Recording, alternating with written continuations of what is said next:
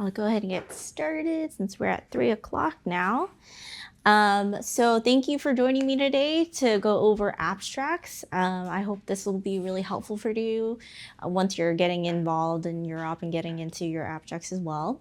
So I'm actually borrowing a presentation from one of my colleagues, Leah Sinatro, and because she had presented this to Europe, I think last year, and I thought it was such a great presentation, and that I just wanted to do justice and also redo it again for her.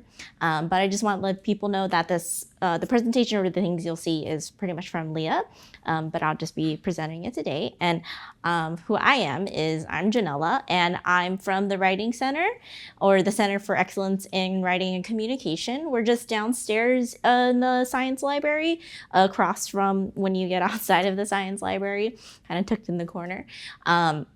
But at the Writing Center, we're mostly there to help you guys when it comes to like any writing assignment. Has anybody here used the Writing Center before? One person? Okay, well, I hope to see the rest of you there. But yeah, as far as like Europe, you can definitely come for any kind of help with any process for writing it during that part of the time. But if you also have, or you want help for any other writing assignment, you could definitely come to the Writing Center for that. Okay, but to get started, as far as what we'll be doing today, I'm going to be talking about what an abstract is, and then talking about how understanding and knowing your audience when it comes to constructing an abstract will be important, and then kind of breaking down the details when it comes to the different parts of an abstract. And then we'll have a couple of activities where we look at identifying a sample abstract, and then also, if we have enough time, kind of a Mad Lib activity, which will give you kind of templates as far as how you can build and construct drafts for what to put in your abstract. Okay. All right. So when it comes to an abstract, there's a lot of information that seems like you have to put into this tiny little paragraph at the very beginning of your writing. So when you think about your abstract, it really is just a summary of your whole research. And when it comes to that summary, it should include pretty much a brief presentation or a brief sentence or a few that includes the introduction of your research, the thesis of your research, the methods that you used for your research, kind of a brief overview of the research or literature that you are basing your research off of, or that you're doing your research off of, the argument of your research, basically the purpose of it, as well as the results. And again, right, that sounds like a lot because it's basically, right, your whole paper. But we're going to talk about, how you're going to be doing that, or how you're going to be constructing all of those things to include all that information in the brief abstract. So with the abstract, and when we're talking about audience as well, you want to think about who is going to be looking at this, and who is going to be looking at the information, and who might be interested in the information. And for an abstract, because it's the first thing that usually your audience will see, it is something that you actually will write probably at the end of your research, because it's a whole conduction or like summary of everything you're doing. But when you're thinking about your audience, you want to think about the different, like who exactly is your audience going to be? Is it going to be this presentation for Europe is going to be for many people, right? For a whole audience of people who are going to go to the attend your Europe presentation. So you want to think about who might be coming to that presentation, who might see your presentation, what kind of terminology do they need to kind of be familiar with, or if your audience is strictly going to be those who are a part of that research. You also want to think about kind of the studies or things that you want to familiarize your audience with, or at least have them give like a general background of.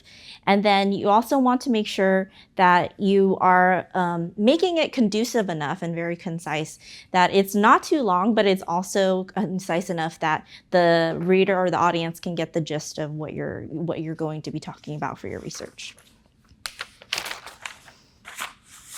Okay.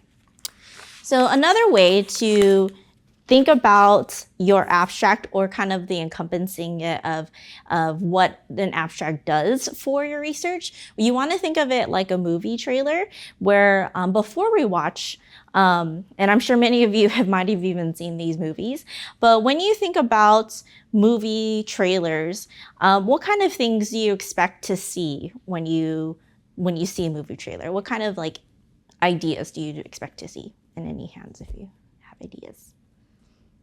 Yeah. They first kind of like introduce what the movie's going to be about, and then they like reveal bits and pieces of the movie without showing too much of the entire thing. Yeah, exactly. That's a great way to definitely look at that. And that's what you kind of want to expect and you see for movie trailers.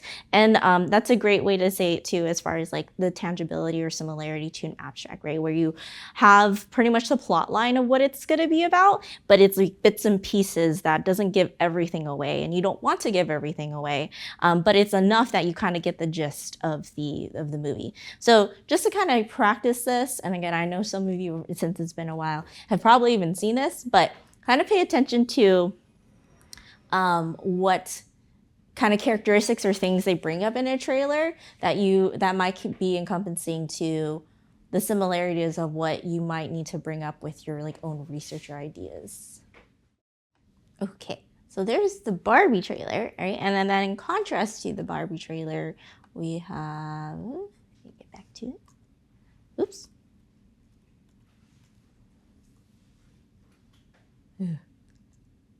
Okay, we have this trailer. And when we look at this trailer, I kind of want you to think about the contrasts and differences, because we're going to also kind of think about that too when it comes to audience, of what you see when it comes to the Oppenheimer trailer. Okie dokie.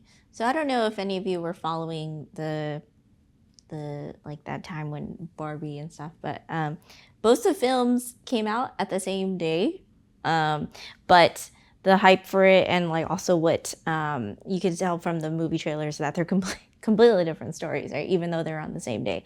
But just from the trailers, and kind of just to think about what in scale of like the types of audiences that you're trying to draw in from each of the different movies.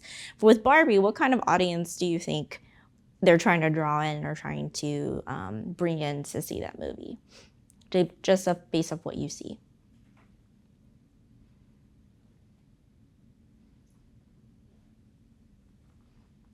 Kind of hard, like colorful wise, it'll be like kids, but I think it is also targeted to the 80s kind of people. Yeah. Right? Yeah, so like kids, family, kind of a little bit more like women too as well. And what other like things or aspects of either Barbie or Oppenheimer you think, as far as the audience is trying to draw in? The Barbie one, just by the colors, you can tell it's a little bit more like light, like a little bit more happy. And the Oppenheimer, it's like very dark. The music is very dark. It's like the kind of movie you would go watch and not expect to be thrilled or happy or excited once you're done with the movie. Whereas Barbie, it's like funny, you get a lot of humor, and then the actors too, you know, they're pretty good, and like comedians and stuff. So if I wanted to end up happy, I would go watch Barbie. But if I wanted to, and like a little bit like more informed or like not as happy, I would watch Oppenheimer. Yeah, definitely. And then I know there were people who are watching both on the same day, if you ever heard that happening. But yeah, that's a great explanation, and kind of what you want to think about when it comes to just like audiences and how what you want to do in order to kind of appeal to it. Because the abstract, even though it's just a summary, it's also a way to draw in like people to listen and to also get interested into your research. So when you're thinking about the audience, you want to think about, is your research something that's trying to draw in a specific type of person? What kind of information will be tangible to that audience to make them want to listen or to invest more into your research? And from the trailers, you can see that the differences are like different filming and storytelling methods. And for like your own research paper, that's going to be important to encompass as far as like what kind of aspects of your methods or what kind of argument and purpose are you going to try to bring attention to this field of research, genre and audience. As far as like the differences, you could tell with the genre here with Barbie, right? It's a lot more family friendly. It's a lot more comedy or like happy, as you mentioned. And then with Oppenheimer, it's just like about drama. And those kind of tonal things are also important within your abstracts, kind of like what the audience or what somebody might expect to get or feel from looking into your research, and how that can draw interest into getting them involved in listening to what you have to present. Okay. So let's looking at a part of the abstract. So these are just some questions that are hopefully going to be helpful to brainstorm and to structure your abstract.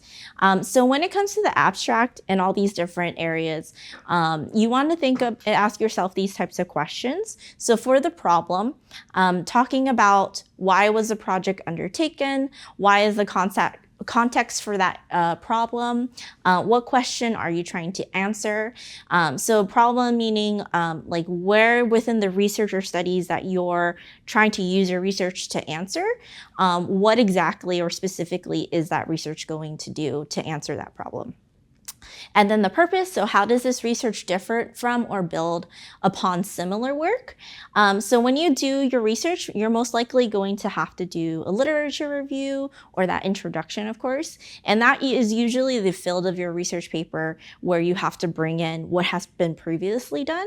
So you want to think about where does your research fit into the context of all that already previous research or that with that current one.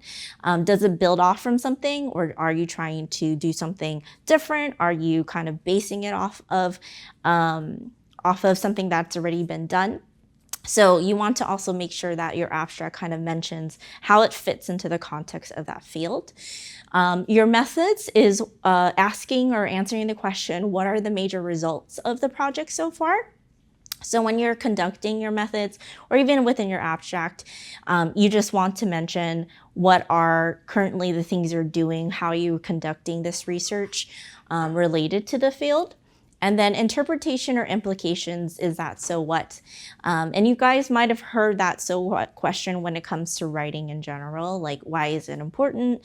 You know, what is the argument of it? So that kind of goes in context to the implications. So when you're thinking about conducting your research and how that fits into your audience and what you want the audience to know, you also want to think about why are you doing this research? Why does it fit, or what are you trying to answer as far as like how it's answering this problem, how it fits, or what purpose is it supposed to do when it comes to fitting in this field or genre of research. What are you trying to bring or trying to see from the research to bring out these certain results? And what do these results say about how it fits into this field of research? And then usually for your abstract, again, it all sounds like a lot, but it usually should be less than or around 250 words. And you want to make sure that it is clear and concise and within that within that word limit. Okay. Oops. So for here, we're going to do kind of a brief activity, and I'm going to go ahead and pass out the abstract. And I think if you guys can kind of get into pairs if you're not really sitting with a partner right now.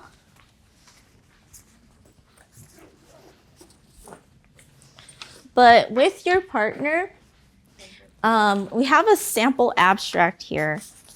And with this abstract, I'd like for you guys to identify a few parts. Let me just pass it and I'll let you know which parts to kind of identify. I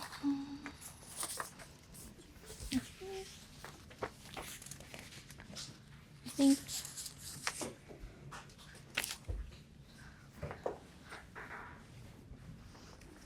maybe if you could work with the student over here, since she also doesn't seem to have a partner.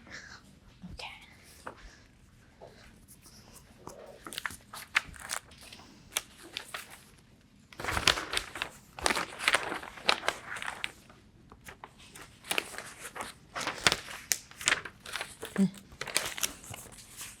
Okay.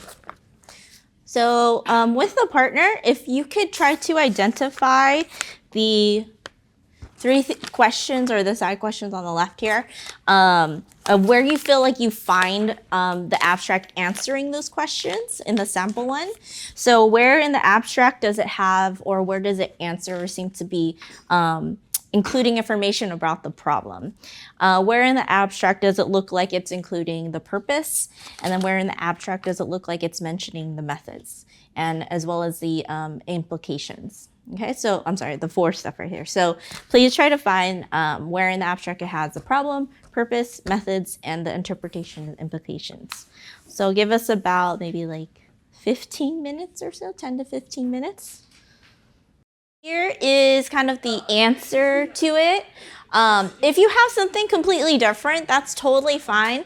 The purpose of this activity isn't necessarily to show like this is exactly how you need to be doing this, but just to give you an idea and also feel for yourself of like how to identify kind of the wording and ways that you could encompass and include all that information when it comes to an abstract. So for the beginning, the first like sentence or so would be answering the problem or the purpose and context, because we're talking about, in relation to the types of research or the research specifically, where it fits in and what kind of people are involved, as well as like what they kind of want to take away from the research in general. And then the methods, that one can be very, as you see, like very brief, talking about the specific methodology or the techniques that you're going to be using in your research. So for this one, this is specifically like a storying methodology. And then the results and implications will probably be one of the bigger or more developed parts of your abstract, because that's really the takeaway, or that so what, as well as the area of your abstract that will probably bring the most interest to your reader and to your audience, as far as like how is this important to the researcher they feel that you're going to be developing on, and how does it fit into the context of, how does your results fit into the context of what you're trying to answer with the problem? Okay, so these are some general writing abstract tips to hopefully get you started when it comes to developing it. So when it comes to an abstract, it's really important to get some perspective. So if after your research you need a little bit of time to kind of absorb and think about, what are you trying to say, or if you were talking to some random stranger and they asked you about your research, what exactly would you summarize to them about it? And then you want to identify the bottom line, meaning what is the overall purpose? Like, again, what is that so what to your research? What do you want the results, or what do the results show about the implications of how it's answering or not even answering the problem that you were trying to show through the research? You want to make sure you identify your audience. So is this for within the research and the demographic that you're trying to encompass and try to include? Is that going to be mentioned, or do you have enough information to help show that and also present that to the audience that is going to be involved, or who's going to be interested in your research? You could try to do a reverse outline. So that's just doing an outline where you're starting more from the bottom up, or from like the end up. And that can help you to get like a bird's eye view, more of an outward reflection of how it would look like to somebody outside of the field, or somebody who hasn't been presented by your research at all. And when it comes to your abstract, you really want to focus on clarity and concision. So you want to limit the jargon. You want to make sure you're really specific with those key words or terminology that really encompasses the depth of your research. Try to avoid any fluff. So anything that you feel is very poetic or anything like that, you don't need that in an abstract.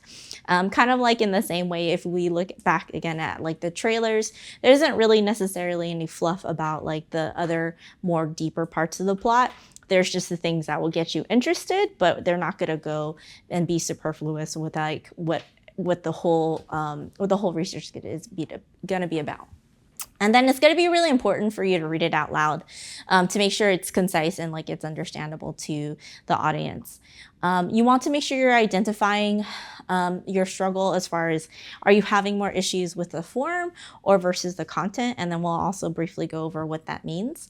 But I really want to, again, emphasize too that at any stage of the writing process, especially even for the abstract, if you need help just getting started with it, or if you have like a draft, you're more than welcome to come to the Writing Center. As well as like I said, if you need help at the beginning or even getting started and you're like, I have no idea how to even write or to summarize all of this, you can go to the Writing Center to have a tutor kind of help break down those ideas to put into an abstract. Okay. So when it comes to writing, especially something that's fewer than 250 words, it could feel really daunting. So you want to think about what are the things that you're saying and how you're saying it. So you have to ask yourself kind of, do you have everything? Is this too much or not enough? Are you saying it clearly? And in the next few slides, when it comes to content and form, what I really like about this activity, and I don't know if we have enough time. Well, we have a lot of time, but even then, we might just get started on giving you some time to think about some things when it comes to your outline.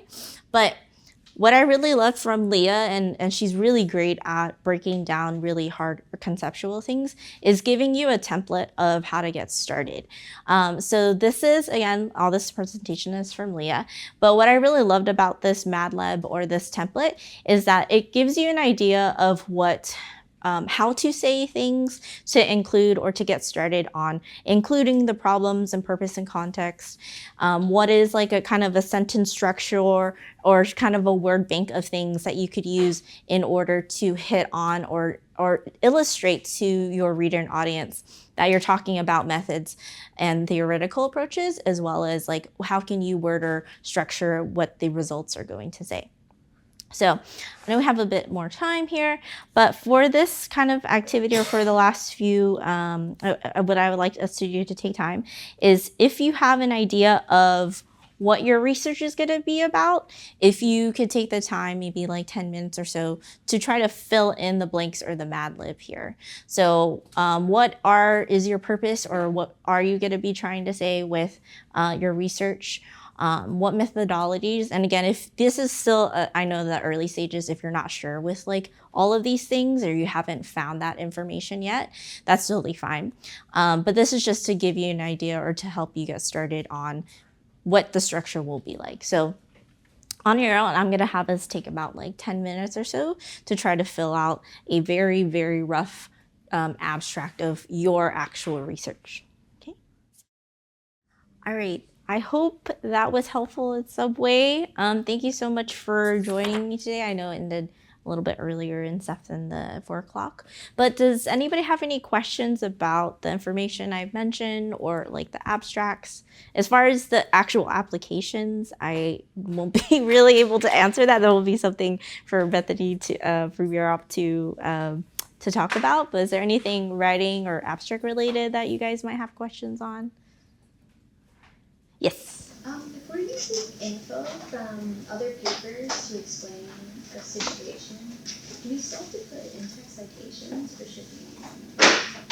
Yes. You mean in the abstract? Yeah, because we need in-text, but if we do in-text, we also need the full citation. Oh, actually, that's a good question. Generally for abstracts, you don't really want to put like a citation.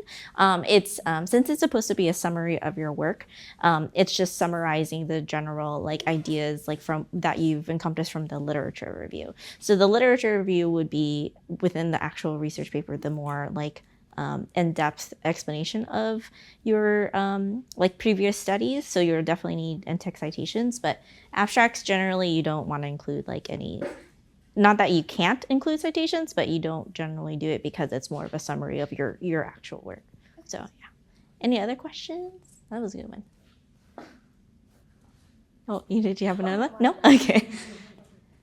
Okay. All right. Thank you so much, everybody.